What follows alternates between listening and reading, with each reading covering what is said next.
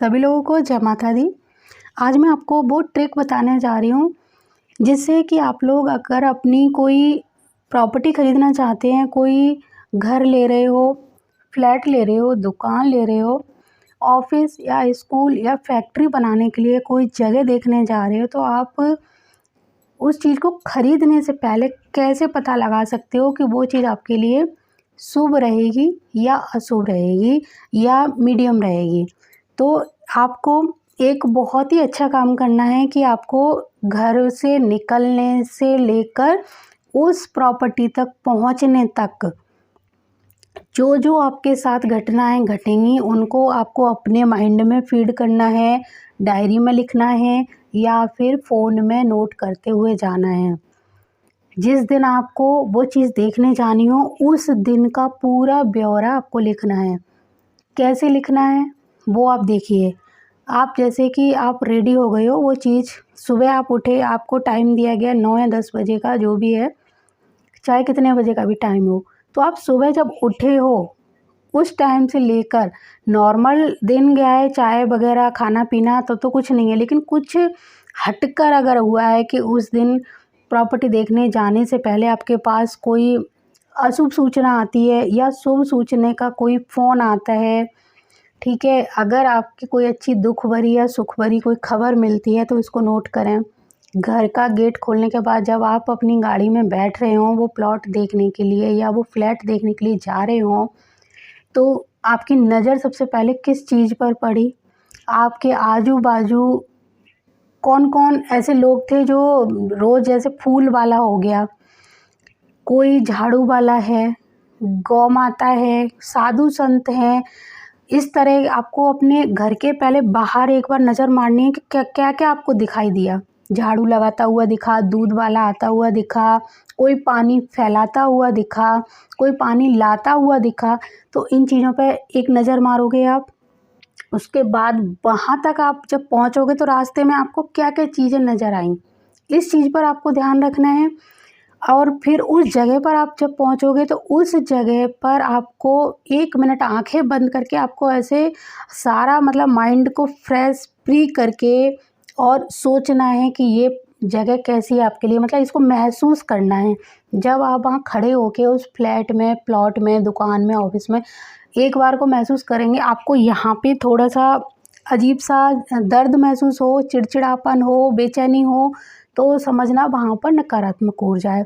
और वहाँ आपको बहुत अच्छा फ़ील हो, कहीं से म्यूज़िक की आवाज़ आ रही हो, बहुत ही अच्छा संगीत, मधुर संगीत सुनाई दे रहा हो, कहीं पर गौ माता के रमाने की यानी उसकी आवाज़ आ रही हो, गौ माता अपने बच्चे को जिस तरह प्यार से, दुलार से बुलाती है आवाज़ करके, उस तरह की आवाज़ आ रही है, या कुत्ते बिल्ली रोने की आवाज़ आ रही है, तो ये कुछ शुभ और अशुभ शगुन होते हैं, जिनको वास्तु शास्त्र की किताब में बहुत ही गहराई से लिखा गया है कि आप प्रॉपर्टी खरीदने से पहले इन शगुनों पर ध्यान देना ज़रूर चाहिए सबको, और इनका ध्यान रखना चाहिए। इनको ध्यान में रख कर ही उस जगह को खरीदना चाहिए। इससे क्या होगा कि आपकी जो प्रॉपर्टी है वो आपको कितना फ़ायदा देने वाली है, कितना नुकसान देने वाली है, और ना ज़्यादा लाभ ना हानि, कितना आपके लिए मीडियम रहने वाली है। तो ये सारी चीज़ें आपको पहले से केवल इन शगुनों के माध्यम से भी मिल जाती है।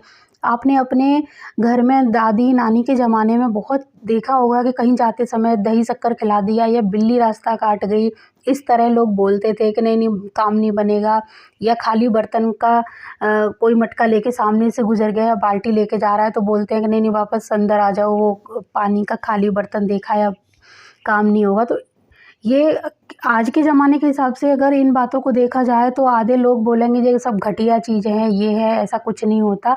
लेकिन पुराने समय में इन चीज़ों पर बहुत ज़ोर दिया जाता था। बहुत सारे लोग आज भी इन चीज़ों को मानते हैं और बहुत सारे लोग आज भी इन चीज़ों को नहीं मानते हैं।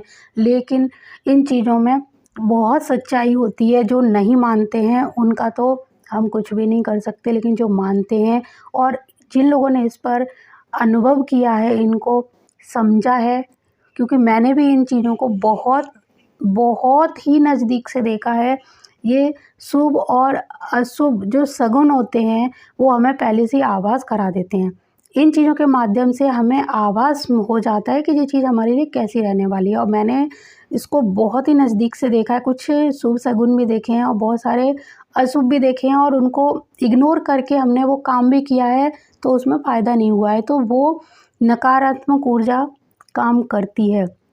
आज के ज़माने में तो वास्तु की ऊर्जा कितनी है चेक करने के लिए बहुत सारे यंत्र मार्केट में आ गए हैं, लेकिन पुराने समय में इस तरह के यंत्रों के द्वारा वास्तु चेक नहीं करते थे। उसकी ऊर्जा वहाँ पर होने वाले शुभ और अशुभ जो शगुन हैं उनके माध्यम से ही चेक की जाती थी। उसके अलावा वहाँ पर बहुत सारी ऐसी विधियाँ बताई गई हैं वास्तु में, जैसे एक मिट्टी जिस जगह पे अगर आप खेत लेने जा रहे हो, कोई कच्ची ज़मीन है, तो वहाँ पर जो मिट्टी है उसको हाथ में लेके फूँक मारना है आपको।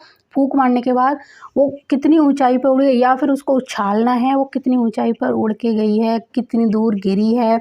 उसके अलावा ज़मीन में गड्ढा खोद के पानी भरने का एक तरीका, एक विधि है, उससे भी पता लगाई जाती है। दूसरी एक और एग्ज़ाम्पल है मिट्टी का, कि ज़मीन में एक हाथ गहरा गड्ढा खोदना है और फिर उसमें मिट्टी वापस वही भरनी है, थोड़ी देर बाद फिर देखना है कि मिट्टी कितनी है। तो इस तरह की अनेकों विधियाँ वास्तु में बताई गई हैं, तो उससे ये लोग पता लगा लेते थे कि भूमि ऊर्जा कितनी है। आज के समय में भी हम शगुन और अपशगुन से भी बहुत चीज़ें पता लगा सकते हैं। वहाँ जाने के बाद आपको कैसा फ़ील हुआ, इससे ही आपको पता चल जाएगा। उस दिन वहाँ से आने के बाद आपके साथ कुछ अच्छी घटना घटी या कुछ बुरी, ऐसा कुछ एक्सपीरियंस रहा आपका, उससे हम पता लगा सकते हैं। आपने देखा होगा कि आप बहुत जगह अगर किसी के घर जाते हो तो कई जगह आपको इतना आनंद आता है कि मन करता है इधर ही रह जाओ, और कई जगह पर ऐसा लगता है कि भाई यहाँ से भागो जल्दी से जल्दी। तो ये भी एक सकारात्मक और नकारात्मक ऊर्जा के ही पहलू हैं। अब अगर नकारात्मक ऊर्जा वहाँ पर है या उस समय है, तो आपको अगर वो प्रॉपर्टी पसंद भी आ रही है और आप उसको छोड़ना नहीं चाह रहे हैं, लेकिन अब आपके साथ ये घटनाएँ, बुरी कोई घटनाएँ अगर घट गई हैं, तो मैं मन में वहम बैठ गया है, अब क्या करें? और अगर अच्छी घटना है तो आप ले ही लोगे। लेकिन अगर इस तरह के कोई अपशगुन हो रहे हैं, तो आपको सबसे पहले उस जगह की जो ऊर्जा है उसको सकारात्मक बनानी है। धरती की जो ऊर्जा है उसको बढ़ाना है। अब इसकी ऊर्जा किस तरह बढ़ानी है, उसके लिए तो मैं अगली बार वीडियो बनाऊँगी, क्योंकि उसके बहुत सारी चीज़ें हैं किस तरह करनी है, तो ये वीडियो बहुत लंबा हो जाएगा। तो अभी मैं सिर्फ़ इतना बता रही हूँ कि ये शगुन और अपशगुन आप अच्छे से महसूस करेंगे। अगर उस जगह को लेना भी होगा तो उसकी जगह की ऊर्जा, अब बहुत सारी लोग बोलेंगे कि हमारे पास प्लॉट नहीं है या ज़मीन पर बना हुआ मकान नहीं है, तब हम क्या कर सकते हैं? हमारे पास फ्लैट है, तो फ्लैट में किस तरह हम अपने मकान की, मतलब फ्लैट की ऊर्जा कैसे बढ़ाएँ? तो फ्लैट की ऊर्जा भी बढ़ाई जा सकती है। वो चीज़ें, वो धातुएँ जो घर में मौजूद भी होती हैं, मार्केट में भी होती हैं, उनके द्वारा कुछ बहुत सारे उपाय हैं, उनके द्वारा हम फ्लैट की ऊर्जा भी बढ़ा सकते हैं। लेकिन ज़मीनी ऊर्जा जब बढ़ाई जाती है तो पूरी बिल्डिंग की ऊर्जा बढ़ जाती है, और जब ज़मीनी ऊर्जा बहुत नकारात्मक होती है तो सबसे ज़्यादा नीचे वाले को हानि होती है, और उसके बाद ऊपर वालों को धीरे-धीरे कम होती है। तो कहीं पर भी आपका अगर फ्लैट है, तो आप मान के चलिए कि जो सबसे नीचे जो रह रहा होगा, अगर वहाँ की ऊर्जा बहुत सकारात्मक होगी तो नीचे वाले को सबसे ज़्यादा लाभ मिलेगा। उसके बाद थोड़ा-थोड़ा लाभ ऊपर तक मिलेगा। आपने देखा होगा एक बिल्डिंग में उसी लाइन में बहुत सारे लोग होते हैं, लेकिन नीचे वाले लोग बहुत सुखी हैं और ऊपर वाले लोग बहुत परेशान हैं, तो उसका कारण वही ऊर्जा है। क्योंकि ज़मीनी ऊर्जा सबसे पहले नीचे से निकलती है, तो नीचे वालों को ही सबसे ज़्यादा फ़र्क पड़ता है। इसी तरह जब नकारात्मक ऊर्जा उस जगह पर होती है तो सबसे ज़्यादा ग्राउंड फ्लोर पे जो फ्लैट बना होता है, तो सबसे ज़्यादा इफ़ेक्ट उसको होगा, उसके ऊपर फिर कम होता चला जाएगा। अब आप सोचोगे कि जो टॉप पे रह रहे हैं तो उनको तो कोई दिक्कत ही नहीं है, फिर तो वो नकारात्मक ऊर्जा उनको छू नहीं पाएगी, लेकिन ऐसा बिल्कुल भी नहीं है। वो जो बहुत कुछ कर्मों के आधार पर आपको दंड मिलेगा, कुछ उस ऊर्जा केवल ज़मीनी ऊर्जा है, लेकिन उसके आस-पास का जो वो एरिया है, वो पूरा नकारात्मक जब कर लेती है। आप जब नीचे उतर के आओगे, उस समय फ्लैट में हो, उस समय चलो कोई परेशानी नहीं है। आना तो आपको ग्राउंड फ्लोर पे ही है, नीचे तो आओगे, ज़मीन पे कुछ काम के लिए आओगे, बैठने के लिए आओगे, गेट के बाहर जाने के लिए तो आओगे, तब वो आपको इफ़ेक्ट करेगी, तब आपको परेशानी देगी। बहुत सारी चीज़ों में आप ज़मीन पे आओगे तो वो ऊर्जा आपको किसी न किसी बहाने से परेशान करेगी, चाहे आपके शरीर में कोई परेशानी देगी या फिर आपको कोई मानसिक है, शारीरिक है, आर्थिक है, किसी तरह से वो हानि पहुँचाएगी। तो ये मत सोचिए कि नीचे वाला अगर बहुत ज़्यादा झेल रहा है अगर परेशानी, तो ऊपर वाला नहीं झेलेगा। अगर नीचे वाले को लाभ है तो ऊपर वाले को हानि होगी, ऐसा नहीं है। कुछ चीज़ें कर्मों के आधार पर होती हैं, उन्हें भगवान के ऊपर छोड़ देना चाहिए। अपने कर्म भी अच्छे रखने चाहिए और उसके अलावा हमें ज़मीनी ऊर्जा को भी बहुत ज़्यादा सकारात्मक बनाना चाहिए।